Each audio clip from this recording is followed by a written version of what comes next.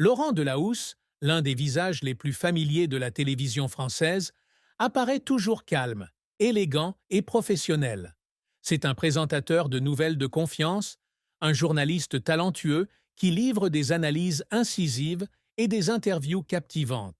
Mais derrière les lumières de la scène, derrière ce sourire poli, se cache un homme avec ses propres blessures, des recoins cachés qu'il n'a jamais voulu rendre publics.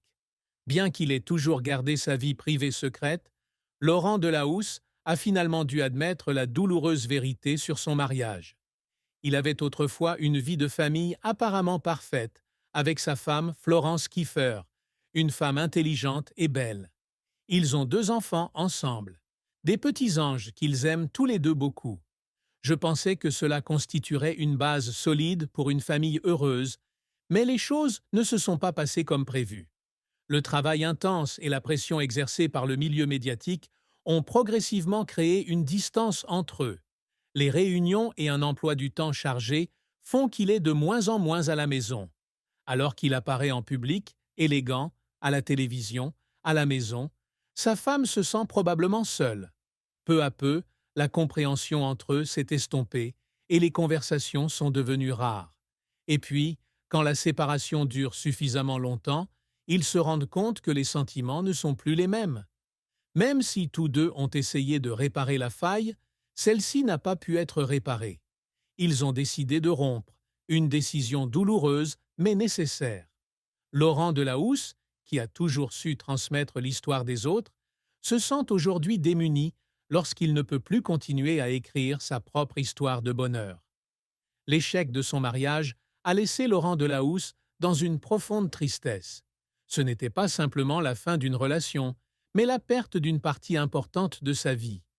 Pour un homme habitué à tout contrôler au travail, ne pas pouvoir maintenir le bonheur familial était un échec qu'il n'acceptait pas facilement.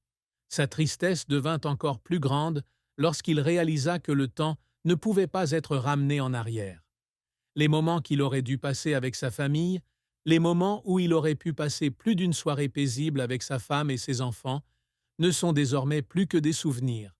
En tant que père, il ne pouvait s'empêcher d'avoir le cœur brisé lorsqu'il pensait à tous les moments précieux qu'il avait manqués avec ses enfants.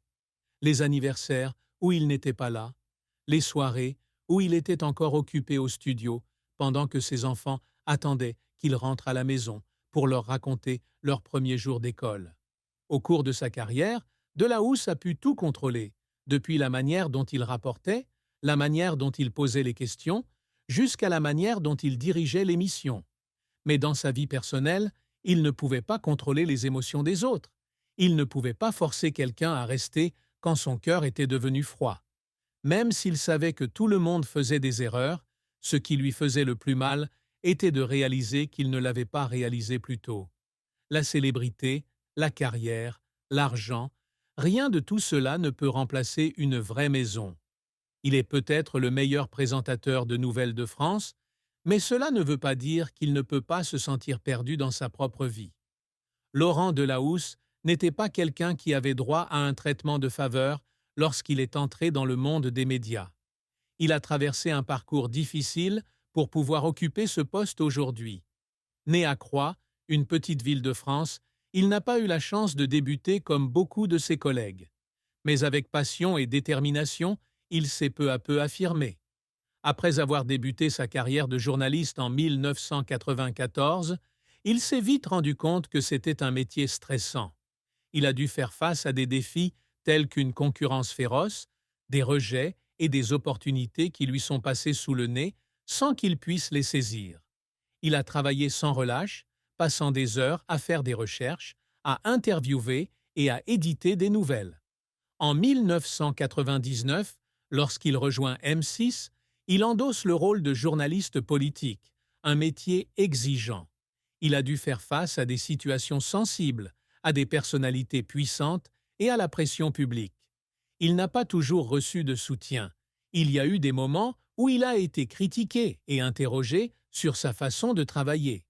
Mais il n'a pas abandonné. Il a continué à persévérer, à apprendre et à s'améliorer. Mais la pression du travail entraîne aussi des conséquences qu'il ne peut éviter. Sa renommée signifiait qu'il avait peu d'intimité. Il doit toujours maintenir son image publique, en paraissant toujours soigné, même si parfois son cœur est rempli de tristesse. Les défis de carrière sont une chose, mais le plus grand défi auquel il est confronté,